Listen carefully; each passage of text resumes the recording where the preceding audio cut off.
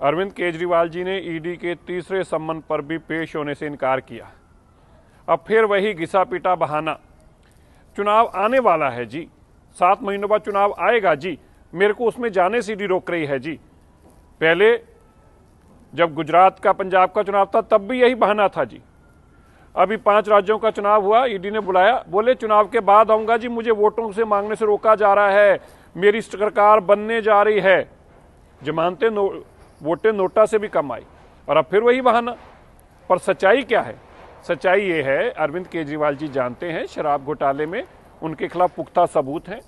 350 करोड़ की trail money की trail है, उनके खिलाफ एविडेंस है और एविडेंस किसी और का नहीं, उनके परम मित्र जिनके जन्मदिन का और एनिवर्सरी का वो केक काटने जाया करते थे, ऐसे अरोड़ा जी का उनके खिलाफ सरकारी गवाह बनना, सारा सबूत देना।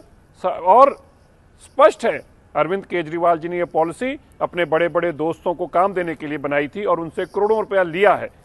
लोगों के बच्चों की बात आती थी तो केजरीवाल जी बोलते थे हमें जेल जाना होगा जी, हमें जेल में रहना होगा जी।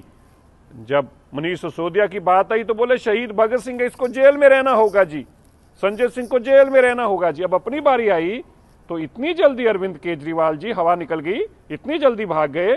अब बोलते हैं मैं नहीं जाऊंगा। लेकिन मैं बताना चाहता हूं अरविंद केजरीवाल जी, इस देश के कानून के हाथ बहुत लंबे हैं, आप बच नहीं पाओगे। इन कानून के हाथों के चलते, लंबे हाथों के चलते आपको जेल जाना होगा, शराब घोटाले का हिसाब देना होगा। और खाली जेल ही नहीं जाना होगा, आपको इस केस में सजा भी होगी और सजा भी भुगतनी पड़ेगी। आप भाग नहीं पाओगे, शराब घोटाला करोगे, लूटोगे दिल्ली को तो हिसाब भी देना